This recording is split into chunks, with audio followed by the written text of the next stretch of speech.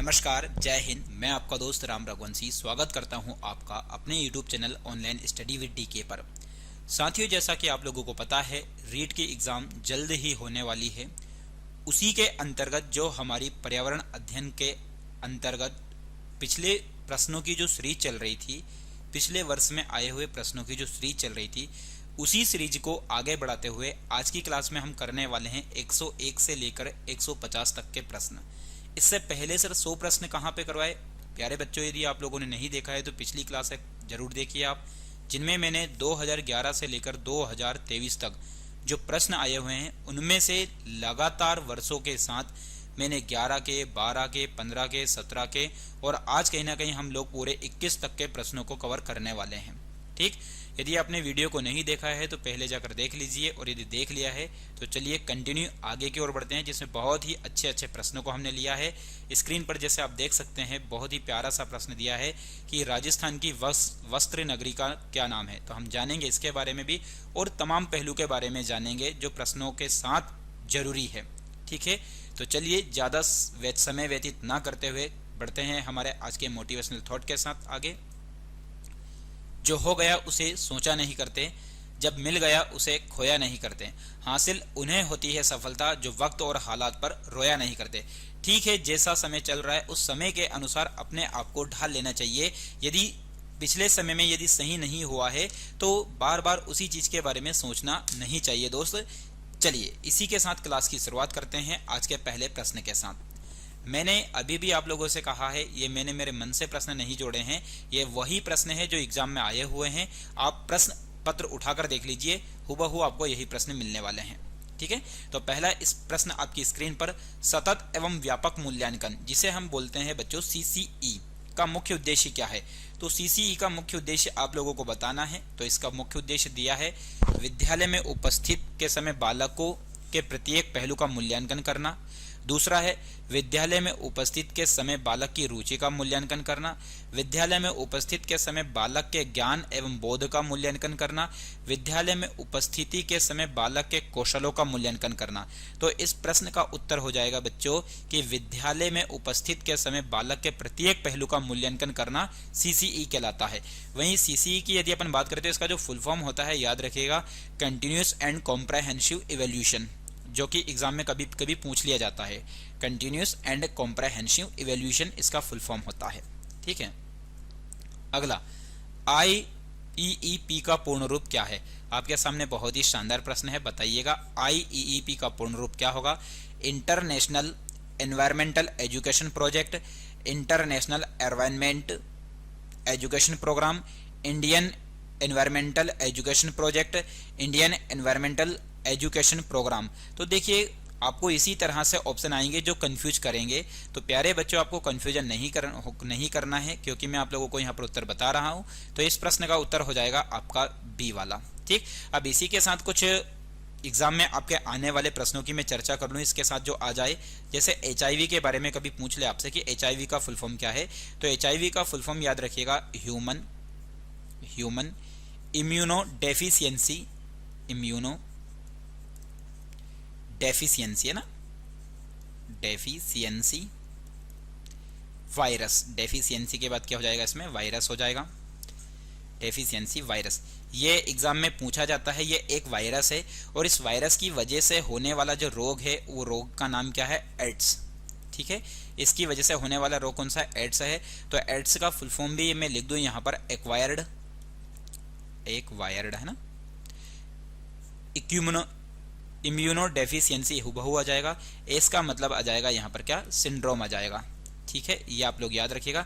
आप लोग कहेंगे कि सर आपने इसका आई का मतलब नहीं बताया, तो आई का मतलब जो ऊपर लिखा वही होने वाला है। और जो एड्स है इसके परीक्षण के लिए जो एक विधि होती है, उस विधि की यदि अपन बात करें बच्चा, तो उस विधि को बोलते हैं एलिसा। क्या बोलते हैं? ALISA, ये एलिसा होता है। तो ये आप लोगों को याद रखना है। ठीक है, अगला प्रश्न, पर्यावरण अध्ययन शिक्षण के दौरान विद्यार्थियों की शैक्षिक उपलब्धियों को देखने के लिए निम्नलिखित में से किस आकलन सूचक का प्रयोग नहीं किया जाना चाहिए? यदि पर्यावरण अध्ययन आप लोगों को पता है, हमारे चारों ओर के आसपास के आवरण को हम क्या बोलते हैं? पर्यावरण बोलते हैं। उसी के शिक्षण के दौरान विद्यार्थियों कि जो शैक्षिक उपलब्धियों को देखने के लिए निम्नलिखित में से किस आकलन सूचक का प्रयोग नहीं करना चाहिए। तो पहला ऑप्शन है अवलोकन करना, चर्चा करना, प्रयोग करना, उपचारात्मक शिक्षण करना। तो इसमें सही उत्तर हो जाएगा भैया उपचारात्मक शिक्षण करना। इसका अवलोकन नहीं किया जाना चाहिए, इसका आकलन नहीं किया जाना चाहिए। निम्नलिखित में से कौन सी विशेषता अच्छे शिक्षण की नहीं है, मतलब जो अच्छे शिक्षण है उसकी विशेषता नहीं है। अच्छा शिक्षण क्रिया आधारित होता है, अच्छा शिक्षण लोकतांत्रिक होता है, अच्छा शिक्षण मूल्य आधारित नहीं होता है, अच्छा शिक्षण सुव्यवस्थित निश्चित उद्देश्ययुक्त होता है। तो बहुत ही शानदार और गजब का प्रश्न है आपका कि निम्नलिखित में से कौन सी विशेषता अच्छे शिक्षण की नहीं है। तो अच्छे शिक्षण की विशेषता जो नहीं है बच्चों वो याद रखिएगा सी वाली। तो अच्छा शिक्षण मूल्य आधारित नहीं होता है। अरे भैया क्यों नहीं होता है मूल्य आधारित भाई? है मूल्य होगा तभी जाके तो वो कहीं ना कहीं आगे बच्चों को बढ़ाने में मदद करेगा। ठीक है, चलिए निम्नलिखित में से कौन सा विकल्प पर्यावरण अध्ययन की विषय वस्तु में सम्मिलित नहीं किया जाता, मतलब कौन सा टॉपिक है जिसे हम पर्यावरण अध्ययन की विषय वस्तु में शामिल नहीं करते। तो वन संरक्षण, राजनीतिक संरक्षण, जल संरक्षण, मृदा संरक्षण। तो ऐसे प्रश्न भी आ जाते हैं कभी कभी लल्लन टॉप यानी कि सिंपल से प्रश्न आपके आ जाते हैं। तो प्यारे बच्चों इस खूबसूरत से प्रश्न का उत्तर हो जाएगा आपका राजनीतिक संरक्षण, क्योंकि राजनीतिक संरक्षण का हम जो अध्ययन करते हैं वो अपना जो टॉपिक हो जाता है वो कौन सा है, सामाजिक विज्ञान। किसके अंतर्गत करते हैं ये हम? सामाजिक विज्ञान के अंतर्गत इसका अध्ययन करते हैं। बाकी जो तीनों चीजें लिखी है कि वन का संरक्षण, जल का संरक्षण और मृदा का संरक्षण हमें करना चाहिए, क्योंकि इन्हीं के संरक्षण से पर्यावरण को आगे बढ़ाया जा सकता है। ठीक, तो इन तीनों का संरक्षण किया जाना चाहिए और तीनों के तीनों विषय आपके पर्यावरण के अंतर्गत आते हैं, लेकिन राजनीतिक संरक्षण नहीं आता है। निम्नलिखित में से कौन सा नियम अधिगम के प्रयास व त्रुटि सिद्धांत से संबंधित नहीं है? अधिगम का मतलब होता है सीखना। ठीक है, मैं आप लोगों को पहले भी बता चुका हूं अधिगम का मतलब होता है सीखना। तो अधिगम के प्रयास व त्रुटि सिद्धांत से संबंधित नहीं है। तो अधिगम का जो प्रयास है व त्रुटि सिद्धांत है इससे संबंधित कौन सा नहीं है? पुनर्बलन का नियम पहला ऑप्शन, दूसरा तत्परता का नियम, अभ्यास का नियम, प्रभाव का नियम। बहुत ही खूबसूरत सा प्रश्न है। तो इस प्रश्न का उत्तर हो जाएगा भैया इससे संबंधित नहीं है पुनर्बलन का नियम। कौन सा नहीं है? पुनर्बलन का जो नियम है वो इससे संबंधित नहीं है। ठीक है, चलिए आगे बढ़ते हैं अगले प्रश्न की तरफ। भारत में बाल श्रम को प्रतिबंधित करने के लिए बाल श्रम अधिनियम किस वर्ष में पारित किया गया? इससे पहले मैंने आप लोगों को बता दिया है, यदि आपको पता है तो अच्छी बात है, कि जो 14 वर्ष के बच्चे हैं, 14 वर्ष से कम, 14 वर्ष से क्या हो जाएंगे, कम की बात हो रही है कि 14 वर्ष से कम उम्र के यदि बच्चे हैं तो उन्हें ऐसी जगह पर काम नहीं करवाया जाता जो कि कहीं ना कहीं बाल श्रम के अंतर्गत आता है। सर ऐसी जगह जैसे कि कारखाना आ जाएगा, ठीक है, या जैसे कि दूसरी बात करें तो होटल वगैरह हो जाएगी, होटल, ठीक, या फिर उनको कहीं ना कहीं नगर पालिका जैसे कि नाली वगैरह में काम नहीं करवाना चाहिए। ऐसे काम यदि करते हुए पाए जाते हैं तो वो बाल श्रम के अंतर्गत आते हैं। तो इसी बाल श्रम को लेकर जो अधिनियम पारित किया गया है वो कब पारित किया गया है? तो ध्यान रखिएगा, बाल श्रम को लेकर जो अधिनियम लाया गया था वो लाया गया था 1986 में, और 1986 में ही आपका अधिनियम जो लाया गया था वो उपभोक्ता संरक्षण अधिनियम था। मैं यहाँ पर यह भी बता दूं कि 1986 में जो अधिनियम आया था बच्चों वो कौन सा था? एक उपभोक्ता संरक्षण अधिनियम, उपभोक्ता संरक्षण अधिनियम लाया गया था। ठीक है, संरक्षण अधिनियम। और इसी उपभोक्ता संरक्षण अधिनियम का जो नवीनतम इसको जो अपडेट किया गया है वो कब किया गया है? 2019 में। ठीक है, चलिए आगे बढ़ते हैं अगले प्रश्न की तरफ। भारत में लड़कियों व लड़कों के विवाह की न्यूनतम कानूनी आयु क्या है? मतलब कानून की नजर में लड़कियों एवं लड़कों के विवाह की आयु कितनी होनी चाहिए? तो पहला ऑप्शन 16 वर्ष 18 वर्ष, 18 वर्ष 21 वर्ष, 18 वर्ष 18 वर्ष, 21 वर्ष 21 वर्ष। अब ये कुछ एक आध क्वेश्चन पहले हो चुके हैं, तो देखो कभी कभी एग्जाम में क्या सीधे सीधे रिपीट होते हैं, तो इसलिए आप लोगों को ये करवा रहा हूं भाई कि हो सकता है ये कि ये क्वेश्चन आपकी आने वाली एग्जाम में आ जाए। ठीक है, तो इस खूबसूरत से प्रश्न का उत्तर हो जाएगा भैया 18 वर्ष और 21 वर्ष। ध्यान रखना है यहाँ पर क्रम से पूछ रहा है वो, इसलिए हम लोग को क्रम से जवाब देना। पहले लड़कियों की बात कर रहे हैं तो लड़की की उम्र 18 वर्ष और लड़कों की उम्र कितनी दे रखी? तो 21 वर्ष, ये इसलिए क्रम जरूरी है। राजस्थान की वस्त्र नगरी किसको कहा जाता है? बहुत ही शानदार और अच्छा प्रश्न है आपके सामने कि राजस्थान की वस्त्र नगरी भीलवाड़ा को कहा जाता है, सीकर को कहा जाता, अजमेर को कि उदयपुर को। तो इन चारों प्रश्न में से जो उत्तर होने वाला है वो उत्तर हो जाएगा भैया कौन सा? आपका डी वाला। ठीक है, यानी कि भीलवाड़ा। भीलवाड़ा की यदि अपन बात करें तो भीलवाड़ा में ही पहली बार वनस्पति घी उद्योग, कौन सा उद्योग? वनस्पति घी उद्योग की स्थापना पहली बार राजस्थान में कहां पर की गई? तो वनस्पति घी उद्योग की स्थापना भी बच्चों याद रखना भीलवाड़ा में ही की गई है। ठीक, वहीं यदि देखा जाए तो उदयपुर, इसे क्या बोलते हैं? एक और अभी आप लोगों ने देखा कि भीलवाड़ा को कहा जाता है वस्त्र नगरी। कौन सी नगरी कहा जा रहा है? वस्त्र नगरी कहा जा रहा है। वहीं यदि देखा जाए तो उदयपुर की यदि हम बात करें तो उदयपुर का क्या? तो उदयपुर को झीलों की नगरी भी कहते हैं, झीलों की नगरी। अब झीलों की नगरी यहाँ पर जो है भारत के अंदर दो शहरों को कहा जाता है। तो एक तो झीलों की नगरी उदयपुर को कहा जाता है जो कि कहाँ पर है? राजस्थान में है। और एक जो कहीं ना कहीं कौन से शहर की बात कर रहा हूं मैं? श्रीनगर। तो श्रीनगर को भी झीलों की नगरी कहा जाता है, इसको भी। लेकिन ये कहां पर पड़ता है? तो श्रीनगर पड़ता है बच्चों जम्मू कश्मीर में।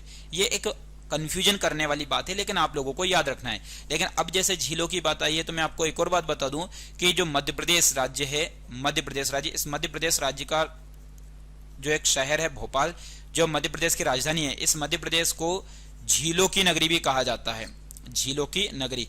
तो मध्य प्रदेश में झीलों की नगरी, ध्यान रखना ये किसके संदर्भ में है? मध्य प्रदेश के संदर्भ में। तो मध्य प्रदेश में झीलों की नगरी किसको कहा जाता है? भोपाल को कहा जाता है। ठीक है, अगला प्रश्न, नशीली दवाओं की लत को नियंत्रित करने हेतु, सर नशीली दवा जिनको आदत लग जाती है उनको नियंत्रित करने हेतु आमतौर पर प्रयुक्त की जाने वाली औषधि का नाम क्या है? ठीक, मतलब जिनको आदत हो जाती है नशीली दवाओं को लेने की, उनको नियंत्रित करने वाली औषधि का नाम क्या है? ऑप्शन है फोलिक अम्ल, कोकीन, एस्कॉर्बिक अम्ल, पैथिडीन। तो बहुत ही अच्छा और खूबसूरत सा प्रश्न है ये। तो इस प्रश्न का उत्तर हो जाएगा बच्चों पैथिडीन। क्या हो जाएगा? पैथिडीन हो जाएगा। वहीं आप लोगों को पता है इसी से संबंधित एक चीज है जिसे हम बोलते हैं निकोटिन। क्या? निकोटिन। तो निकोटिन जो है वो किसमें पाया जाता है? तो बच्चों याद रखें निकोटिन पाया जाता है तंबाकू में। किसमें पाया जाता है? तंबाकू में पाया जाता है निकोटिन, जिससे ही कहीं ना कहीं व्यक्ति को आदत लग जाती है इसको खाने की। ठीक है, तो पूछा जाता है कि निकोटिन किसमें पाया जाता है? तो तंबाकू में पाया जाता है। अगला प्रश्न, निम्नलिखित में से कौन सा 100% खुले में शौच मुक्त ODF राज्य है? मतलब खुले में शौच से मुक्त होने वाला राज्य कौन सा है? ऑप्शन है आपके सामने आंध्र प्रदेश, ऑप्शन असम, केरल, तमिलनाडु। तो अच्छा प्रश्न है आपके सामने। देखिए मैं आप लोगों को यहाँ पर कुछ बातें इंपॉर्टेंट पहले बता देता हूं। तो आंध्र प्रदेश जो है वो भारत का पहला राज्य था, भारत का निर्मित पहला राज्य। ठीक, भारत का निर्मित पहला राज्य। आपसे पूछा जा सकता है कि भारत का निर्मित पहला राज्य कौन सा है? तो वो है आंध्र प्रदेश। ये कब बना था बच्चों? तो ये याद रखिएगा 1953 में बना था। और किस आधार पर बना था ये? तो भाषा के आधार पर बनने वाला पहला राज्य था ये। दूसरी बात यदि हम बात करें अभी, तो आप लोगों को एक चीज यहाँ पर पता होगी आंध्र प्रदेश को लेकर, और वो क्या कि इसकी जो राजधानी है, वैसे 2 से 3 राजधानी इसकी हो चुकी है। एक राजधानी का नाम है विशाखापट्टनम, ठीक, जो कि यहाँ का एक प्रमुख शहर भी है। वहीं एक राजधानी के बारे में यदि अपन बात करें तो इसकी राजधानी है एक अमरावती। लेकिन एक पहले से जो राजधानी चली आ रही थी हैदराबाद, जो कि तेलंगाना के अंतर्गत आती है, और एक जो है जो कि आप लोगों को पता है कर्नूल। ठीक, तो ये तीनों की तीनों राजधानी किस राज्य की है? ये आंध्र प्रदेश की है। लेकिन जो फेमस राजधानी के रूप में आप लोग सुनते आते हो अभी तक, जो कि कौन सी है? हैदराबाद। तो ये हैदराबाद 2 राज्यों की राजधानी, आंध्र प्रदेश की भी मानते हैं इसको, ऐसा नहीं है। ठीक है, लेकिन अब क्या है अलग अलग हो गया है, इसलिए आप लोगों को बता दूं मैं। और एक और राज्य कौन सा है यहाँ पे? तेलंगाना। तो तेलंगाना की राजधानी भी क्या है? हैदराबाद है। आप लोगों को याद होना चाहिए ये। ठीक है, और इस खूबसूरत से प्रश्न का जो उत्तर होने वाला है वो उत्तर हो जाएगा खुले में शौच मुक्त राज्य हो जाएगा आपका केरल। कौन सा राज्य हो जाएगा बच्चों? केरल राज्य हो जाएगा। और सबसे ज्यादा साक्षर राज्य, साक्षर की यदि अपन बात करें, सर्वाधिक साक्षरता वाला राज्य कौन सा है? तो साक्षरता में सबसे आगे यदि देखा जाए तो केरल ही है। ठीक है, चलिए आगे बढ़ते हैं। अगला प्रश्न, राजस्थान के राज्यसभा सांसदों की कुल संख्या कितनी है? तो राजस्थान के अंदर राज्यसभा सांसदों की कुल संख्या कितनी है भैया? 10 है, 25 है, 35 है, 20 है। तो इस प्रश्न का उत्तर हो जाएगा आपका क्या? 10। तो राजस्थान के अंतर्गत राज्यसभा सांसदों की संख्या कितनी है? 10 है। अब यहां पर आप लोगों को मैं बता दूं, एक है राज्यसभा के बारे में, ठीक, एक है कहीं ना कहीं लोकसभा के बारे में, लोकसभा, और एक चीज होती है जिसे कहते हैं संसद। जिसे क्या कहते हैं बच्चों? संसद। तो कहीं ना कहीं आप लोगों को याद रखना है कि संसद का उल्लेख 79, ठीक, इसका उल्लेख राज्यसभा का 80 में, और लोकसभा का जो उल्लेख है वो कितने में? 81 में। ये क्या है? 79, 80 और 81 ये कहीं ना कहीं आर्टिकल है बच्चों। क्या है ये? आर्टिकल है, अनुच्छेद है, जो कि आप लोगों को याद रखना है। ठीक है कि राज्यसभा का उल्लेख 80 में है, लोकसभा का 81 में है और संसद का उल्लेख कहां पर है? 79 में है। अब यहां पर यदि देखा जाए तो एक बात बहुत बार एग्जाम में पूछी जाती है, और वो क्या कि जो लोकसभा का चुनाव है ये कौन करवाता है? तो लोकसभा का जो चुनाव करवाता है बच्चा, ये करवाता है निर्वाचन आयोग। कौन करवाता है? ये निर्वाचन आयोग करवाता है, यह आप लोगों को पता होना चाहिए। अब निर्वाचन आयोग करवाता है तो एक बात आप लोगों को यह भी पता होनी चाहिए, और वो बात यह है कि जो लोकसभा है, इस लोकसभा का जो चुनाव होता है वो कैसे होता है? तो लोकसभा का जो चुनाव होता है बच्चों, ये कैसे होता है? प्रत्यक्ष होता है। लोकसभा का चुनाव कैसा होता है? ये प्रत्यक्ष होता है। वहीं यदि देखा जाए तो जो राज्यसभा का चुनाव है, राज्यसभा का चुनाव कैसे होता है? तो प्यारे बच्चों, राज्यसभा का जो चुनाव होता है उसकी यदि अपन बात करें यहाँ पे, तो राज्यसभा का चुनाव अप्रत्यक्ष होता है। कैसा होता है? अप्रत्यक्ष। सर प्रत्यक्ष और अप्रत्यक्ष का मतलब क्या होता है? तो प्रत्यक्ष और अप्रत्यक्ष का मतलब होता है बच्चों क्या कि प्रत्यक्ष में जनता खुद भाग लेती है और अप्रत्यक्ष में जनता के द्वारा गए चुने गए व्यक्ति भाग लेते हैं। ठीक, तो यह आप लोगों को याद रखना है, वेरी वेरी मोस्ट इंपॉर्टेंट बात है। ठीक है, चलिए आगे की ओर बढ़ते हैं भैया। ठीक है, तो मैंने आप लोगों को बता दिया है राज्यसभा का उल्लेख किस में है? 80 में। लोकसभा का उल्लेख किस में है? 81 में है। उम्मीद करता हूं यह बात आप लोगों को पसंद आई होगी। ठीक है, चलिए आगे की ओर बढ़ते हैं। नायलॉन का आविष्कार किसने किया था? नायलॉन, लाइलॉन की बात नहीं हो रही है, नायलॉन की बात हो रही है। तो नायलॉन का मेल्विन केल्विन, वालेस केरोथर्स, रॉबिन हिल, पीटर मिशेल। तो इस खूबसूरत से प्रश्न का उत्तर हो जाएगा वालेस केरोथर्स। किसके द्वारा की गई थी इसकी खोज या इसका आविष्कार? तो वालेस केरोथर्स के द्वारा इसकी शुरुआत की गई थी। ठीक है, चलिए आगे बढ़ते हैं। निम्नलिखित में से कौन सा राजस्थान से संबंधित नहीं है? कौन सा मेला है जो राजस्थान में नहीं लगता है? तो पहला ऑप्शन आपके सामने बेणेश्वर मेला नहीं लगता है, दूसरा पुष्कर मेला, खेजड़ेली मेला, वहीं माघ मेला। तो बहुत ही शानदार और खूबसूरत सा प्रश्न है भैया, माघ मेला। बाकी तीनों के तीनों मेले जो हैं वो कहां पर लगते हैं? तो तीनों के तीनों मेले लगते हैं कहां पर? राजस्थान में लगते हैं। ठीक है, चलिए वैसे मेलों से संबंधित एक बात मैं आप लोगों को बता दूं कि भारत का सबसे बड़ा पशु का मेला, ये एग्जाम में आया हुआ है इसलिए बोल रहा हूं कि भारत का सबसे बड़ा जो पशु मेला है वो कौन सा है? पशु मेला ये कहां पर लगता है? तो प्यारे बच्चों, पशु मेला लगता है सोनपुर में। सबसे बड़ा पशु मेला ना, ये लिख देता हूं मैं यहाँ पे वरना कंफ्यूज हो जाओगे। बड़ा पशु मेला ये लगता है सोनपुर में, और सोनपुर कहां पर पड़ता है? तो सोनपुर पड़ता है बिहार में। तो यहाँ पर जो नदी है वो नदी कौन सी है बच्चों? तो याद रखना गंगा नदी।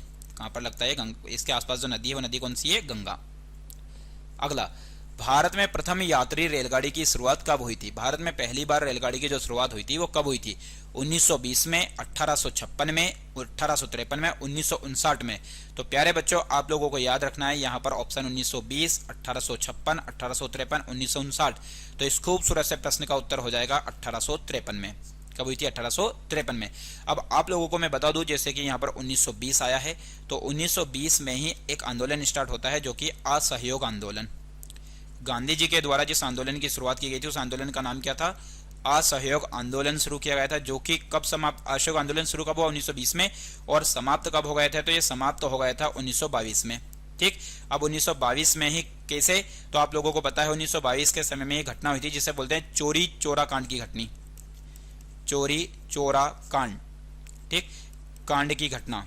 ठीक, तो चोरी चोरा कांड की जो घटना हुई थी, इसी घटना के कारण कब हुई थी? ये 1922 में हुई थी। तो इसी घटना के कारण कहीं ना कहीं इस आंदोलन को रोक दिया गया था। वहीं आप लोगों को पता होना चाहिए एक और वेरी वेरी मोस्ट इंपॉर्टेंट चीज जो कि 1919 को लेकर है। ठीक, तो 1919 में क्या होता है? तो 13 अप्रैल, तारीख भी याद रखिएगा कौन सी तारीख है? 13 अप्रैल 1919 को जलियांवाला बाग हत्याकांड, जलियांवाला बाग हत्याकांड। ठीक है, जलियांवाला बाग हत्याकांड की घटना कब होती है? ये होती है 13 अप्रैल 1919 को। ठीक है, चलिए अगले प्रश्न की तरफ बढ़ रहे हैं। बहुत ही शानदार प्रश्न है आगे। पीसी कल्चर क्या है? पीसी कल्चर का संबंध किससे है? तो ऑप्शन है मधुमक्खी पालन से, मछली पालन से, मुर्गी पालन से, उपयुक्त में से कोई नहीं। तो पीसी कल्चर से संबंधित या इनसे संबंधित मैंने बहुत सारी विज्ञान की शाखाएं आप लोगों को बताई है पिछली क्लासेस में। यदि नहीं देखिए तो भाई आप हमारे चैनल पर यदि रेगुलर विद्यार्थी हैं तो कृपया करके सारे वीडियो को जरा देखिए और देखकर बताइए कि इस प्रश्न का उत्तर क्या होने वाला है, क्योंकि बहुत सिंपल प्रश्न है जो कि आप लोगों को मैंने बताया है। ठीक है, चलिए अगले प्रश्न की सभी लोगों के लिए कमेंट बॉक्स में इसका उत्तर देना है, ये छोड़ रहा हूं मैं। अगला, झामर कोटड़ा खदान प्रसिद्ध है, तो ये झामर कोटड़ा जो खदान है किसके लिए प्रसिद्ध? तांबे के लिए, रॉक फास्फेट के लिए, जिंक के लिए, यूरेनियम के लिए। बहुत अच्छा प्रश्न है ये। तो ये जो फेमस है भैया रॉक फास्फेट के लिए। किसके लिए फेमस है ये? रॉक फास्फेट के लिए प्रसिद्ध है।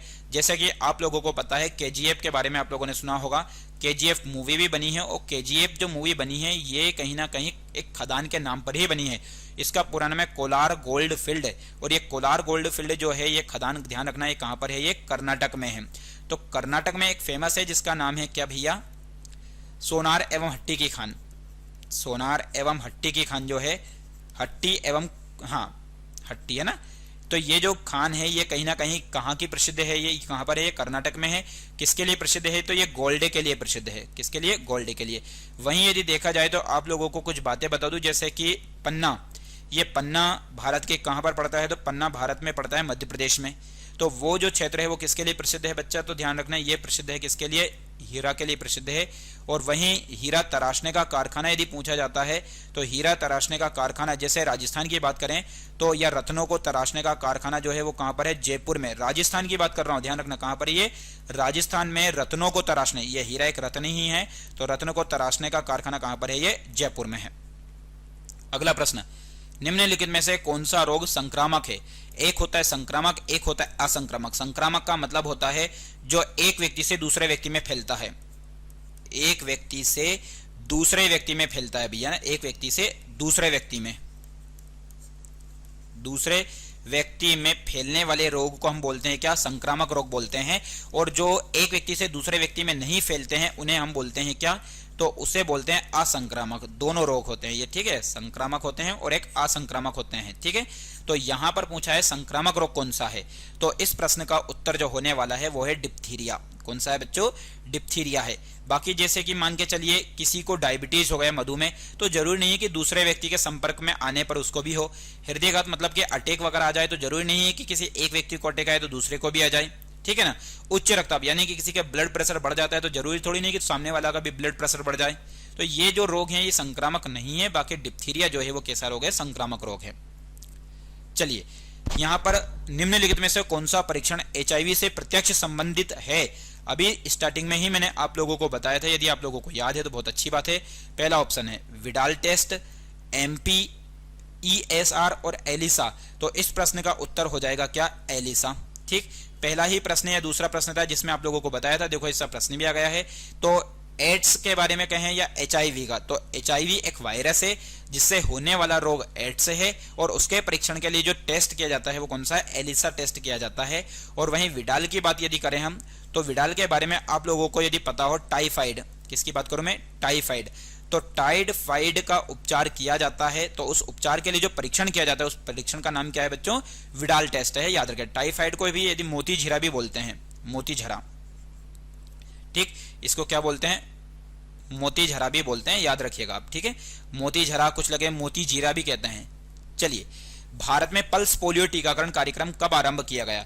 तो भारत में पल्स पोलियो टीकाकरण कार्यक्रम यानी कि बच्चों को जो पोलियो की शिकायत हो रही थी उसी शिकायत को दूर करने के लिए इसके टीकाकरण की शुरुआत कब की गई? 1985, 2005, 1995, 1990। तो बहुत ही खूबसूरत सा सवाल है। इस खूबसूरत सा सवाल का उत्तर हो जाएगा 1995। कब की गई थी? 1995 में।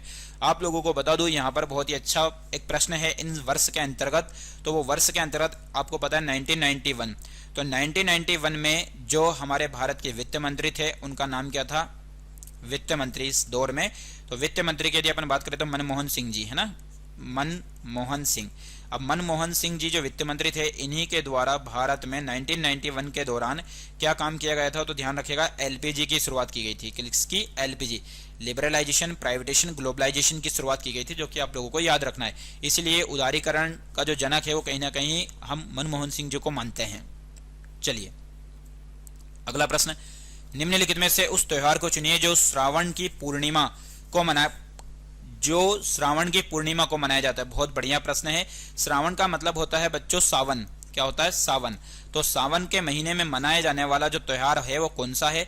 तो सावन में होली आती है? बिल्कुल नहीं। दिवाली आती है? बिल्कुल नहीं। महाशिवरात्रि? नहीं भैया, सावन में आने वाला भाई बहन का एक पवित्र रिश्ता जिसके माध्यम से हम एक जो त्योहार मनाते हैं भाई बहन के लिए, वो है रक्षाबंधन। इसलिए इस प्रश्न का उत्तर क्या हो जाएगा, रक्षाबंधन हो जाएगा। अब आप लोगों को मैं बता दूं, जैसे सावन भादु ये क्या है, तो हमारा भारत का जो राष्ट्रीय पंचांग है वो है शक संवत। क्या है बच्चों, शक संवत है। तो शक संवत की जो शुरुआत होती है वो होती है 78 ईस्वी में। कब होती है, 78 ईस्वी में होती है। और इसी के तहत यदि देखा जाए तो भारत सरकार ने इसको 22 मार्च 1957 को अपनाया। 22 मार्च 1957 को अपनाया है। अब 22 मार्च 1957 को अपनाया, उसके बाद यदि देखा जाए तो इसका जो पहला माह जो होता है, इसके अनुसार शक संवत के अनुसार हमारा पहला महीना होता है चैत्र का। कौन सा होता है, चैत्र का जो है वो पहला महीना होता है। उसके बाद वैशाख, ज्येष्ठ, आषाढ़, सावन, भादु इससे चलते हैं। ठीक है। सीताबाड़ी का मेला, सहरिया जनजाति का कुंभ कहाँ लगता है, मतलब एक तरीके से ये जनजाति है कौन सी, सहरिया जनजाति। तो ये जो सहरिया जनजाति है इसका एक मेला जिसे कुंभ का मेला अपने अभी वर्तमान की बात बता दूं मैं, अभी वर्तमान क्या है 2024, ठीक। लेकिन 2 से 3 दिन बाद 2025 लग जाएगा। तो मैं बात करता हूँ 2025 मान ली के चलिए। तो वर्तमान 2025 में जो कुंभ का मेला आयोजित होने वाला है ये कहां पर बच्चों, प्रयागराज। कहां पर होगा ये, प्रयागराज होगा। ठीक। और वहीं आप लोगों को बता दूं 2028 में कहां पर होने वाला है ये, तो 2028 में कुंभ की बात कर रहा हूं मैं, मध्य प्रदेश में। कहां पर, मध्य प्रदेश में होने वाला। और मध्य प्रदेश के कौन से शहर में होता है ये, तो मध्य प्रदेश में होता है ये उज्जैन। और उज्जैन ही एकमात्र ऐसा स्थान है भारत के अंतर्गत जहां पर कुंभ के मेले को सिंहस्थ कहा जाता है। क्या कहा जाता है, सिंहस्थ कहा जाता है। बाकी 2025 में जो कुंभ का मेला लग रहा है, कुंभ का मेला कहां पर लग रहा है, तो कुंभ का मेला लग रहा है प्रयागराज। प्रयागराज जिसे पहले इलाहाबाद कहते थे, जहां पे 3 नदियों का संगम स्थान है। कौन कौन सी, आपकी गंगा, यमुना और सरस्वती। चलिए इस प्रश्न का उत्तर क्या हो जाएगा, तो इस खूबसूरत से प्रश्न का उत्तर हो जाएगा केलवाड़ा बारा। कौन सा है ये, सीताबाड़ा का मेला कहां लगता है, तो केलवाड़ा बारा नामक स्थान पर लगता है ये। चलिए अगला प्रश्न आपके सामने, राजस्थान का राज्य वृक्ष है, तो राजस्थान का राज्य वृक्ष क्या है भैया, नीम है, पीपल है, अमलतास है या खेजड़ी है। तो मैंने आप लोगों को एक पूरी की पूरी क्लास दी है जिसमें राजस्थान के राज्य की प्रतीकों के बारे में पढ़ाया है। यदि आप लोगों ने पढ़ा है तो बहुत अच्छी बात है भैया, नहीं पढ़ा है तो क्लास को जाकर देखिएगा, बहुत सारी जानकारी आप लोगों को उससे मिलने वाली है। चलिए इस प्रश्न का उत्तर हो जाएगा क्या, खेजड़ी। ठीक। तो राजस्थान का जो राज्य वृक्ष है वो क्या है भैया, खेजड़ी है, आप लोगों को याद रखना है। चलिए चलो राजस्थान की बात आई है तो मैं आपको 2 से 3 प्रतीकों के बारे में बता दूं। जैसे राजस्थान का जो राज्य पक्षी के बारे में यदि आपसे पूछ ले, तो राजस्थान का जो राज्य पक्षी है, राज की पक्षी, उसका नाम है गोंडवाना या गोडावण, है ना, गोडावण। ये वहां का क्या है, राज की पक्षी है। वहीं यदि देखा जाए पक्षी हो गया, पशु हो गया, पशु की यदि अपन बात कर लें तो पशु वहां का जो है वो चिंकारा। 2 पशु हैं वैसे वहां पे, एक तो जंगली है जो कि जंगली के रूप में चिंकारा को जाना जाता है, और पालतू जो है वो है ऊंट है। ठीक। वहीं यदि पशु पक्षी वृक्ष के बारे में आप लोगों को पता है कि वृक्ष क्या है, तो खेजड़ी है। चलो उम्मीद करता हूं जानकारी पसंद आ रही होगी आपको। अगला प्रश्न, निम्नलिखित में से कौन सा एंजाइम अन्य से नहीं, यहां पर यह अग्ना से है। वो टाइपिंग में थोड़ी सी मिस्टेक हो गई, उम्मीद करता हूं आप सभी लोग समझदार हैं तो थोड़ा सा मैनेज कर लेंगे, है ना। अग्नाशय द्वारा स्त्रावित नहीं होता है, तो कौन सा ऐसा एंजाइम है जो अग्नाशय द्वारा स्त्रावित नहीं होता है। ऑप्शन है रेनिन, लाइपेज, ये लाइपेज है ना, लाइपेज। वहीं यदि देखा जाए तो ट्रिप्सिन और एमाइलेज। तो इनमें से यदि देखा जाए तो इस प्रश्न का उत्तर जो हो जाएगा वो हो जाएगा क्या, रेनिन। क्या हो जाएगा, रेनिन। क्योंकि बाकी जो है क्या क्या दे रखा है, लाइपेज दे रखा है, ट्रिप्सिन दे रखा है, और एक और दे रखा है कौन सा, एमाइलेज। ये सब कहां से स्त्रावित होते हैं भैया, तो ये होते हैं कहां से बच्चों, ये होते हैं अग्नाशय से। कहां से होते हैं, अग्नाशय से होते हैं, ये आप लोगों को याद रखना है। ठीक। वहीं रेनिन भी एक तरीके से क्या एंजाइम है, लेकिन ये करता क्या है भैया, तो ये रक्तचाप को नियंत्रित करता है बच्चों। किसको नियंत्रित करता है, ये रक्तचाप को नियंत्रित करने का काम करता है। सर रक्तचाप क्या होता है, रक्तचाप को नियंत्रित। अब ये बात आती है आपके सामने कि सर रक्तचाप क्या है, तो भैया रक्तचाप का मतलब है ब्लड प्रेशर, बीपी जिसे बोलते हैं, ब्लड प्रेशर। और जो एक सामान्य व्यक्ति है इसका ब्लड प्रेशर कितना होना चाहिए, तो 120 से 80 के बीच में होना चाहिए। ये आप लोगों को याद होना चाहिए भैया। ठीक है। तो उम्मीद करता हूं ये सारी जानकारी आप लोगों को पसंद आई होगी। यदि पसंद आई है तो वीडियो को आप लोग यदि देख रहे हैं और चीजें पसंद आ रही है तो लाइक करें, लाइक यदि कर दिया है तो शेयर करें, और यदि चैनल को सब्सक्राइब नहीं किया है तो चैनल को सब्सक्राइब जरूर करें भाई। ठीक है। चलिए अगला प्रश्न, भारत का राष्ट्रीय जलीय प्राणी कौन सा है, तो भारत का राष्ट्रीय जलीय प्राणी जो कि आप लोगों को याद होना चाहिए, चिंकारा है, शैर है, व्हेल है या फिर गंगा डॉल्फिन है? तो प्यारे बच्चों इस प्रश्न का उत्तर हो जाएगा गंगा डॉल्फिन, जो कि आप लोगों को याद होगा कि गंगा डॉल्फिन केवल गंगा नदी के जल में ही रहती है, ठीक है, क्योंकि ये जो है ऐसा है गंगा नदी में रहने वाला जलीय जीव जो शुद्ध जल में रहता है, ठीक है, या मीठे जल की हम कहते हैं। वहीं चिंकारा क्या है? तो चिंकारा अभी राजस्थान का राजकीय पशु है। और शेर की यदि अपन बात करते हैं कहां पर रहता है, तो शेर जंगल का राजा है जो कि कहां पर रहता है? ये गुफा में रहता है, ठीक है। चलिए, नीचे दिया गया यातायात संकेत इंगित करता है, कौन सी चीज को इंगित करता है? ऐसा संकेत आ जाते हैं एग्जाम में। पहला, चौराहा को इंगित करता है, पैदल पार पथ को निर्देशित करता है, रेलवे क्रॉसिंग को करता है, संकरी पुलिया को करता है। तो इस प्रश्न का उत्तर हो जाएगा रेलवे क्रॉसिंग को। किस चीज को? रेलवे क्रॉसिंग को दर्शाता है। आप देखना जहां पर भी रेलवे क्रॉसिंग होती है वहां पर ऐसा चित्र बना हुआ होता है, ठीक। बाकी इससे पहले मैंने और भी आप लोगों को चित्र बता के बताए हैं, यदि आपने नहीं देखे हैं तो भैया जाइए देखिएगा। जैसे यहाँ पर मेरे सामने कुछ में चित्र में नजर हैं, जैसे याद है, इस टाइप से यदि चित्र बना हुआ है भैया, ये इस टाइप से, ठीक है, तो वो जो चित्र है कहीं ना कहीं जो संकरी पुलिया को दर्शाता है, ठीक। वहीं मान लीजिए ऐसा चित्र बना हुआ है जिसके ऊपर ऐसे ऐसे डैश डैश बल्ले लगे हुए हैं, तो ये जो दर्शाता है ये खराब सड़क को दर्शाता है, ठीक है।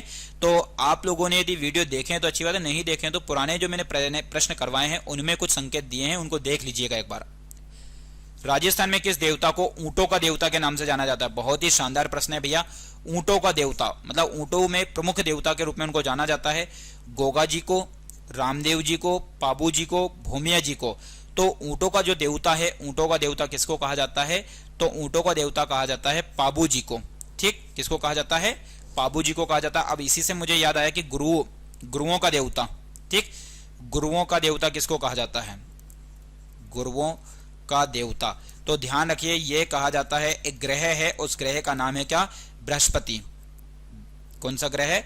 बृहस्पति। तो बृहस्पति के बारे में आपको पता हो तो बृहस्पति जो है वो सबसे बड़ा ग्रह है, बड़ा ग्रह। क्या है ये? बड़ा ग्रह। तो ग्रह का ग्रह या ग्रहों का देवता, गुरुओं का देवता कह दो या फिर ग्रह का देवता कह दो, तो ग्रह का देवता भी किसको कहा जाता है? बृहस्पति को कहा जाता है, ठीक है। चलिए आगे बढ़ते हैं। भारत में वन्य जीव संरक्षण अधिनियम किस वर्ष लागू हुआ था? मतलब वनों में रहने वाले जीवों के संरक्षण को लेकर अधिनियम कब लाया था? मतलब उसके बाद से कहीं ना कहीं जीवों के शिकार के ऊपर पूर्ण तरीके से प्रतिबंध लगा दिया गया, यानी कि वन में रहने वाले जीवों का शिकार नहीं किया जाएगा। तो बच्चों ऐसा अधिनियम कब लागू किया गया? 1962 में किया गया, 1972 में, 1982 में, 1992 में। तो बहुत ही शानदार प्रश्न है ये, और इस प्रश्न का उत्तर जो हो जाएगा वो हो जाएगा 1972। तो वन में रहने वाले जीवों के संरक्षण को लेकर अधिनियम कब लाया गया? 1972 में। 1962 की कहानी आप लोगों को नहीं याद है तो मैं बता दूं। 1962 में क्या होता है भैया? तो भारत और चीन का युद्ध होता है, और इस भारत और चीन के युद्ध में जीत किसकी होती है? तो जीत होती है चीन की, ठीक। अब जीत होती है तो उसका परिणाम यह हुआ कि हमारे भारत का एक हिस्सा जिसे हम बोलते हैं अक्साई क्षेत्र, यह अक्साई जो क्षेत्र है आज हमें इसे बोलना पड़ रहा है अक्साई चीन, जो कि किसके कब्जे में चला गया? ये चीन के कब्जे में चला गया, ठीक। 1972 में आप लोगों को पता ही है। वहीं आप लोगों को एक बात यदि याद हो तो बता दूं मैं आपको, यहाँ पे SEBI security exchange board of India, ये जो security exchange board of India है इसकी स्थापना होती है 1988 में, ठीक। लेकिन इसको एक वैधानिक संस्था जो बनाया गया, वैधानिक संस्था, सर वैधानिक संस्था का मतलब होता है कहीं ना कहीं क्या कि वैधानिक संस्था मतलब उसे एक एक्ट के तहत अब उसे वैधानिक बना दिया गया। तो इसके लिए अधिनियम जो लाया गया था ये लाया गया था 1992 में। किसको लेकर? ये सेबी को लेकर जो अधिनियम लाया गया था ये लाया गया था 1992 में। तो ये वेरी वेरी मोस्ट इंपोर्टेंट जानकारी है भैया, इसलिए याद रखिएगा कि सेबी को लेकर अधिनियम कब लाया गया था, ठीक है। चलिए आगे बढ़ते हैं भैया अगले प्रश्न की तरफ। बहुत ही शानदार प्रश्न है।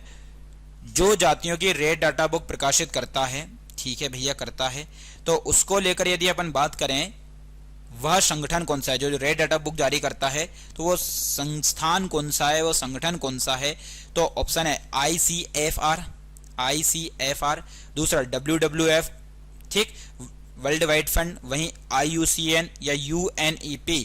तो प्यारे बच्चों इस खूबसूरत से प्रश्न का उत्तर हो जाएगा जो रेड डाटा बुक जारी करती है वो है IUCN। Sir red data book का मतलब क्या? रेड डाटा बुक का मतलब होता है ऐसे जीव जंतु या फिर पेड़ पौधे जो लुप्त हो चुके हैं, जो क्या हो चुके हैं? लुप्त हो चुके हैं, या फिर जो किसी कंडीशन में हो, संकटग्रस्त हो, यानी कि जिनकी संख्या बहुत ही कम है, तो ऐसे जीवों को कहीं ना कहीं संरक्षण प्रदान करने के लिए IUCN संगठन के द्वारा एक लिस्ट जारी की जाती है जिसको बोलते हैं रेड डाटा बुक। क्या बोलते हैं? Red data book. अब IUCN के बारे में आपसे पूछ लिया जाएगा इसका फुल फॉर्म क्या है, तो international union conservation for nature, ठीक है।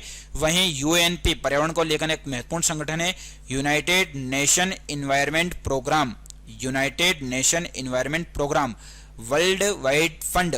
आप लोग याद रखिएगा, सभी तीनों के फुल फॉर्म बता दिए हैं। अगला जैव विविधता या बायोडाइवर्सिटी, बायोडाइवर्सिटी है ना, बायोडाइवर्सिटी शब्द किसने दिया? बायोडाइवर्सिटी, ठीक। तो यह दिया एजी टांसले ने, ई हिकल ने, RH व्हिटेकर ने, WG रोजन ने। तो जैव विविधता जो शब्द दिया है वो दिया है WG रोजन ने दिया है, याद रखिएगा, ठीक। एजी टांसले की यदि अपन बात करें तो एजी टांसले के बारे में पूछा जाता है कि एजी टांसले ने क्या दिया भैया, तो एजी टांसले ने दिया था पारिस्थितिकी शब्द, ठीक है। तो पारिस्थितिकी शब्द जो है वो किसने दिया था? एजी टांसले ने दिया था। RH व्हिटेकर कौन है? तो वर्गीकरण का जो पितामह बोला जाता है। किसका पितामह? वर्गीकरण का पितामह जिसको कहा जाता है वो RH व्हिटेकर को कहा जाता है। जैव विविधता शब्द WG रोजन ने दिया था। अब आप लोगों को बता दूं कि जैव विविधता जो दिवस मनाया जाता है वो कितनी तारीख को मनाया जाता है? तो 22 मई को। कितनी तारीख को? 22 मई को कौन सा दिवस मनाते हैं? तो याद रखिएगा कि 22 मई को मनाने वाला जो दिवस है बच्चों वो कौन सा है? जैव विविधता दिवस। कौन सा है? जैव विविधता दिवस, ठीक है। चलिए आगे बढ़ते हैं अगले प्रश्न की तरफ। बहुत ही शानदार और गजब का प्रश्न, ठीक। चलिए अगला प्रश्न आपकी स्क्रीन पर आ चुका है। ग्रेगर जॉन मेंडल ने शोध कार्य किया था, तो ग्रेगर जॉन मेंडल ने किसके ऊपर कार्य किया था बताइए? चलिए ड्रोसोफिला यानी कि जो मक्खी होती है उसके ऊपर, ठीक, मधुमक्खी होती है उसके ऊपर। दूसरा चूहा पर, उद्यान मटर पर, यीस्ट पर। तो ग्रेगर जॉन मेंडल के द्वारा जो किया गया था वो किसके ऊपर? उद्यान मटर के ऊपर शोध किया गया था। ये कौन है? तो ग्रेगर जॉन मेंडल साहब को बोलते हैं अनुवांशिकी का पिता। अनुवांशिकी, ठीक। अनुवांशिकी का पिता किसको कहा जाता है बच्चों? तो अनुवांशिकी का पिता कहा जाता है ग्रेगर जॉन मेंडल ने, जिन्होंने उद्यान मटर के ऊपर क्या किया था? शोध संस्थान का कार्य किया था। वहीं अनुवांशिकी या फिर हम बात करें ग्रेगर जॉन मेंडल, इनके द्वारा 3 नियम दिए गए बच्चों। कितने नियम दिए गए? 3 नियम दिए गए जो एग्जाम में कभी कभी पूछ लिया जाए। पहला नियम है पृथक्करण का नियम। एक है पृथक्करण का नियम, कि ये किसके द्वारा दिया गया? तो पृथक्करण का नियम भी इन्हीं के द्वारा दिया गया। दूसरा है एक स्वतंत्र अपव्यूह का नियम, स्वतंत्र अपव्यूह का नियम, अपव्यूह का नियम। ये वाला भी किसने दिया था? तो स्वतंत्र अपव्यूह का नियम जो दिया था ये भी किसने दिया था भैया? ग्रेगर जॉन मेंडल साहब ने दिया था। एक शुद्धता का नियम, शुद्धता का नियम। तो ये पृथक्करण का नियम, स्वतंत्र अपव्यूह का नियम और शुद्धता का जो नियम है वो कहीं न कहीं किसने दिया था? ये तो ये दिया था ग्रेगर जॉन मेंडल साहब जी ने दिए थे। आप लोगों को याद रखना है।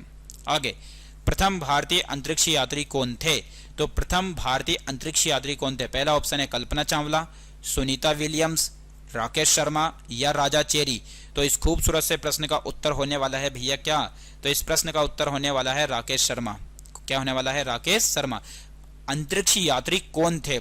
महिला के बारे में नहीं, पुरुष के बारे में बात हो रही है। तो यहाँ पर कौन थे? राकेश शर्मा। बाकी कल्पना चावला के बारे में आप लोगों को पता होगा कि अंतरिक्ष में जाने वाली पहली महिला की यदि अपन बात करें तो कौन है? कल्पना चावला है। लेकिन यहाँ पर पुरुष के बारे में बात हो रही है, कौन थे? थी नहीं यहाँ पे, इसलिए इस प्रश्न का उत्तर हो जाएगा क्या? राकेश शर्मा। निम्नलिखित में से राजस्थान के किस दुर्ग को चिड़िया टुंक के नाम से भी जाना जाता है? देखो ऐसे प्रश्न भी आ जाते हैं कि चिड़िया टुंक के नाम से किसको जाना जाता है? तो बच्चों चिड़िया टुंक के नाम से जिसको जाना जाता है वो कौन सा है? पहला रणथंबोर का दुर्ग है, मेहरानगढ़ का दुर्ग है, कुंभलगढ़ का दुर्ग है, सोनार का किला है। तो इस खूबसूरत से प्रश्न का उत्तर जो होने वाला है वो उत्तर हो जाएगा भैया आपका कौन सा? बी वाला, मेहरानगढ़ दुर्ग। कौन सा हो जाएगा? मेहरानगढ़ दुर्ग हो जाएगा। कि राजस्थान के किस दुर्ग को चिड़िया टुंक के नाम से भी जाना जाता है? तो मेहरानगढ़ दुर्ग हो जाएगा। अगला, जल दिवस किस दिन मनाया जाता है? तो जल दिवस मनाया जाता है पहला 22 मई को, 22 सितंबर को, 2 फरवरी को, 22 मार्च को। तो प्यारे बच्चों जल दिवस जो मनाया जाता है वो मनाया जाता है 22 मार्च को। कब मनाया जाता है? 22 मार्च। अब यहां पर 22 के आंकड़े को लेकर एक प्रश्न आता है कभी कभी। एक है 22 मार्च, ठीक, एक है 22 अप्रैल, मार्च के बाद क्या आता है? अप्रैल, और एक है 22 मई। क्या है भैया 22 मई। ये 3 तारीख आप लोगों को याद रखनी है। पहली 22 मार्च को भैया क्या है पहली चीज कि जल जो है वो गिरेगा, तो वो कहां पर गिरेगा, पृथ्वी पर गिरेगा। अब पृथ्वी पर गिरेगा तो आप लोगों को क्या पता है क्या होगा कि कहीं ना कहीं जो है पेड़ पौधे उगेंगे, मतलब जैव विविधता होगी। तो इसलिए ये सीक्वेंस याद रखिएगा, जैव विविधता, ठीक है। क्या कि 22 मार्च को जल दिवस, 22 अप्रैल को पृथ्वी दिवस और 22 मई को कौन सा दिवस मनाते हैं, जैव विविधता दिवस, ठीक है। और वहीं कहीं ना कहीं यदि आप देख लो यहां पर है 2 फरवरी, तो 2 फरवरी को जो दिवस मनाते हैं वो आर्द्र भूमि दिवस मनाते हैं। आर्द्र भूमि दिवस कितनी तारीख को मनाते हैं, तो आर्द्र भूमि दिवस 2 फरवरी को मनाया जाता है। चलिए, उम्मीद करता हूं चीजें पसंद आ रही होगी। अगला प्रश्न, निम्नलिखित में से कौन सा एंजाइम लार में उपस्थित होता है। तो लार में उपस्थित एंजाइम का नाम है, पहला पेप्सिन है, ट्रिप्सिन है, लैक्टेस है, टाइलिन है। तो इस खूबसूरत से प्रश्न का उत्तर हो जाएगा भैया क्या, टाइलिन। तो लार में उपस्थित जो एंजाइम होता है उस लार में उपस्थित एंजाइम का जो उत्तर हो जाएगा भैया क्या, टाइलिन, ठीक है। चलिए आगे की ओर बढ़ते हैं। बहुत ही शानदार और गजब का प्रश्न है, स्वच्छ भारत मिशन कब शुरू किया गया था। यह स्वच्छ भारत मिशन 2 अक्टूबर 2013, 2 अक्टूबर 2014, 2 अक्टूबर 2015, 15 अगस्त 2014। तो स्वच्छ भारत मिशन का उद्देश्य कहीं ना कहीं भारत को एकदम साफ सुथरा रखना। तो गांधी जी की तर्ज पर इस अभियान की शुरुआत जो की गई थी बच्चों, वो कब की गई थी, 2 अक्टूबर 2014। कब की गई थी, 2 अक्टूबर 2014 को की गई थी। आप लोगों को याद रखना है ये, ठीक है, स्वच्छ भारत मिशन की शुरुआत। चलिए अगला प्रश्न आपके सामने, निम्नलिखित को सुमेलित करें तथा सही का चयन करें। कि इधर आपके सामने जैसे जीवाणु और बैक्टीरिया, जीवाणु हैं या वायरस है, इनके बारे में दे रखा है, और इधर उन्हीं जीवाणुओं वगैरह के नाम दे रखे हैं कि कौन सा रोग किसकी वजह से होता है। तो बहुत ही अच्छा प्रश्न है। ऐसे प्रश्नों को सोल्व ऐसा किया करो कि जो हमें आते हैं पहले उनको लगा लेते हैं, ठीक। जैसा कि आपके सामने दे रखा क्षय रोग, क्षय रोग को बेटा बोलते हैं टीबी, या टीबी को बोलते हैं तपेदिक। क्या बोलते हैं, तपेदिक कहते हैं। तो यहां पर क्षय रोग या तपेदिक का जो आ जाएगा वो है माइक्रोबैक्टीरियम ट्यूबरकुलोसिस। देखो टीबी उसके लास्ट में है यहाँ पे ये, ठीक।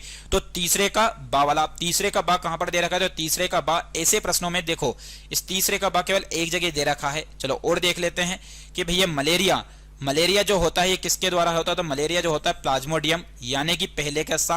अब पहले का सा यहां पर आ गया, तो ऐसे प्रश्न आप अपने को 2 मिल गए। अब ये बा किसी में है ही नहीं, तो 100% श्योर कि इसका आंसर यही होने वाला है, ठीक है। लेकिन उसके बावजूद भी कभी कभी कंफ्यूजन होता है, तो अपन कर लेते हैं यहाँ पे अमीबियासिस। तो इसका उत्तर हो जाएगा अमीबियासिस का जो रोग है यह किसकी वजह से होता है, एंट अमीबा हिस्टोलाइटिका, यानी कि दूसरे का आ। तो ये दूसरे का आ या यहाँ पर है, ठीक है ये। और वहीं हैजा, तो हैजा जो होता है विब्रियो कोलेरी की वजह से, ठीक है। तो ये इस प्रकार से इस प्रश्न का उत्तर हो जाएगा डी वाला, ठीक। तो 137 का उत्तर हो जाएगा डी। बर्फ से बनाया घर कहलाता है, तो बर्फ से बनाया हुआ घर इग्लू कहलाता है। बसेरा, रैन बसेरा, हरित गृह बसेरा। तो प्यारे बच्चों, बर्फ से बनाए घर को कहते हैं क्या, इग्लू। तो जो कहीं ना कहीं ध्रुवीय क्षेत्र में रहने वाले जो एस्किमो जनजाति के लोग हैं, कौन सी जनजाति, एस्किमो, ये पूछा जाता है, ठीक। सर एस्किमो क्या है, तो एस्किमो एक जनजाति है जो ध्रुवीय क्षेत्र में रहती है। तो उन एस्किमो जनजाति के बर्फ से बने घर को हम क्या बोलते हैं, इग्लू कहते हैं। चलिए, राजस्थान का जिला जो राज्य के अधिकतम जिलों के साथ अपनी सीमा साझा करता है, मतलब कोई एक जो मैप होता है उस मैप के अंतर्गत एक ऐसा कोई सा जिला होता है जो ज्यादा से ज्यादा राज्यों की सीमा के साथ लगता है। तो ऐसा राजस्थान का कौन सा जिला है जो ज्यादा से ज्यादा सीमा के साथ साझा होता है, तो ऐसा है भीलवाड़ा, अजमेर, बाड़मेर, नागौर। तो इस खूबसूरत से प्रश्न का उत्तर हो जाएगा भैया नागौर। कौन सा जाएगा, नागौर। याद रखिएगा कि नागौर एक ऐसा जिला है जिसकी सीमा ज्यादा से ज्यादा जिलों के साथ लगती है, ठीक है। अगला प्रश्न, कपड़ों का समूह बिना सिले पहना जाता है, मतलब ऐसा कपड़ों का समूह कौन सा है जिन्हें बिना सिले पहन सकते हैं। पहला ऑप्शन भैया साड़ी, बिल्कुल पहन सकते हैं। कमीज, टोपी, भैया कमीज को तो कहीं ना कहीं सिलवा कर पहनना पड़ेगा, इसलिए ये गलत हो जाएगा। पगड़ी, हाँ बिल्कुल सर पर बिना सिले पहन सकते हैं। साड़ी, हाँ पहन सकते हैं। कुर्ता, अरे नहीं भैया कुर्ता को भी सिलवा कर पहनना पड़ता है, ये गलत हो जाएगा। टी शर्ट तो सिल के पहनी जाती है। लुंगी लपेट सकते हैं, टोपी भी नहीं, ठीक। अब है धोती, बिल्कुल पहन सकते हैं। साड़ी, हाँ पहन सकते हैं। पगड़ी बिल्कुल, तो इसलिए इस प्रश्न का उत्तर हो जाएगा क्या, डी वाला, ठीक है। चलिए आगे बढ़ते हैं। विशिष्ट से सामान्य का सिद्धांत निम्नलिखित में से किसमें उपयोग होता है? यानी कि कोई चीज जटिल है और उसको हमें सरल बनाना है, तो उसमें से कौन से सिद्धांत का प्रयोग होता है, कौन सी विधि का प्रयोग होता है? आगमन विधि, संश्लेषण विधि, स्वतः शोध विधि, विश्लेषण विधि। तो इस खूबसूरत से प्रश्न का उत्तर हो जाएगा आगमन विधि। तो विशिष्ट से सामान्य का सिद्धांत जो है वो किस विधि के तहत होता है? तो भैया आगमन विधि। रानीखेत रोग किससे संबंधित है? मतलब रानीखेत रोग जो होता है वो किसमें? मछलियों में, मधुमक्खियों में, मुर्गियों में, सुअर में।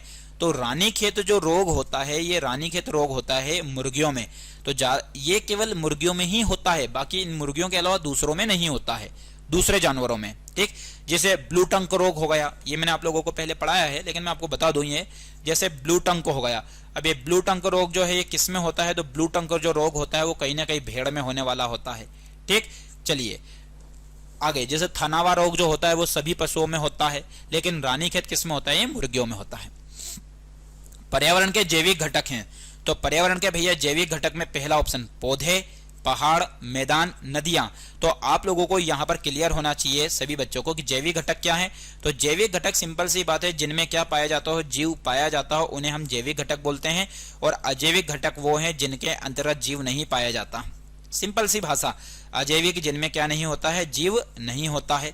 ठीक, उन्हें हम अजैविक घटक बोलेंगे। तो भैया बताओ, पौधे में जीव पाया जाता नहीं पाया जाता? अरे बिल्कुल 99 नहीं 101% जीव पाया जाता है, इसलिए हम उसे बोलते हैं जैविक घटक। बाकी पहाड़ में नहीं, मैदान में नहीं, नदियों में नहीं। चलिए अगला प्रश्न, वनोन्मूलन का दुष्परिणाम है। यदि हम वनों की ज्यादा से ज्यादा कटाई करेंगे तो हमें कौन सी चीज देखने को मिलेगी? मृदा अपरदन में वृद्धि, मतलब मृदा का कटाव ज्यादा होगा, पहला ऑप्शन। दूसरा ऑप्शन दे रखा है मृदा अपरदन की कमी, मतलब हम वनों को काट देंगे तो मृदा अपरदन कम होगा। वन्य जीव जंतुओं की संख्या में वृद्धि, हमने यदि वनों को काट दिया तो उनकी संख्या में वृद्धि हो जाएगी। तीसरा वर्षा में वृद्धि, ठीक, कि उनको काट देंगे तो वर्षा में वृद्धि। अरे भैया पहली बात, वर्षा में वृद्धि होगी ही नहीं, क्योंकि वर्षा की वृद्धि इसलिए नहीं होगी, पेड़ पौधे है ही तो वर्षा को कहीं ना कहीं आमंत्रित करते हैं, या वर्षा पेड़ पौधों की वजह से होती है। वन्य जीवों की संख्या में वृद्धि नहीं होगी, बल्कि संख्या में क्या हो जाएगी? कमी हो जाएगी। वहीं मृदा अपरदन में कमी, मृदा अपरदन बढ़ेगा, कम नहीं होगी। इसलिए इस प्रश्न का उत्तर हो जाएगा क्या? ए वाला, मृदा अपरदन में वृद्धि। वनों को काटने से मृदा अपरदन में वृद्धि होगी। चलिए अगला प्रश्न, अफीम किससे प्राप्त होती है? अफीम किससे प्राप्त होती है? पहला ऑप्शन है भैया Papaver somniferum, aloe vera, cinchona, Centella asiatica. ये बहुत अच्छे अच्छे प्रश्न हैं आपके सामने। तो इस प्रश्न का उत्तर हो जाएगा पेपावर। क्या भैया? पेपावर सोमनीफेरम से प्राप्त होती है। ऐसे ही यहां पर दे रखा सिनकोना, तो सिनकोना नामक जो वृक्ष होता है, इसकी जो छाल होती है, इसकी छाल से यदि देखा जाए तो किसकी दवा बनाई जाती है? इसकी छाल से प्राप्त किया जाता है कुनेन। ठीक, और ये जो कुनेन जो होता है ये किसके लिए प्रयोग की जाती है बच्चों? तो कुनेन नामक दवा जो है वो मलेरिया के उपचार के लिए प्रयोग की जाती है। ठीक है, अगला प्रश्न, विश्व में कांगसुंग की तरफ से, कांगसुंग मतलब एक तरीके से चीन, ठीक है, तरफ से माउंट एवरेस्ट पर सफलतापूर्वक चढ़ने वाली प्रथम महिला कौन है? तो पहला ऑप्शन है बछेंद्री पाल, दूसरा ऑप्शन है आपके सामने संतोष यादव, प्रेमलता अग्रवाल, अरुणिमा सिन्हा। तो वेरी वेरी मोस्ट इंपोर्टेंट प्रश्न है, इसका उत्तर हो जाएगा संतोष यादव।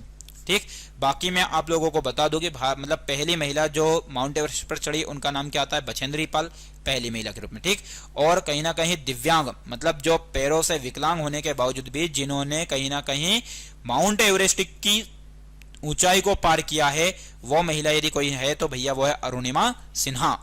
इनके आत्मविश्वास को, इनके साहस को सलाम करना चाहिए। ठीक है, चलिए, अंतरराष्ट्रीय जैव विविधता दिवस किस दिन मनाया जाता है? पहला ऑप्शन है 21 मई, 23 मई, 22 मई, 24 मई। अभी थोड़ी देर पहले ही आप लोगों को बताया था, इस खूबसूरत से प्रश्न का उत्तर हो जाएगा 22 मई।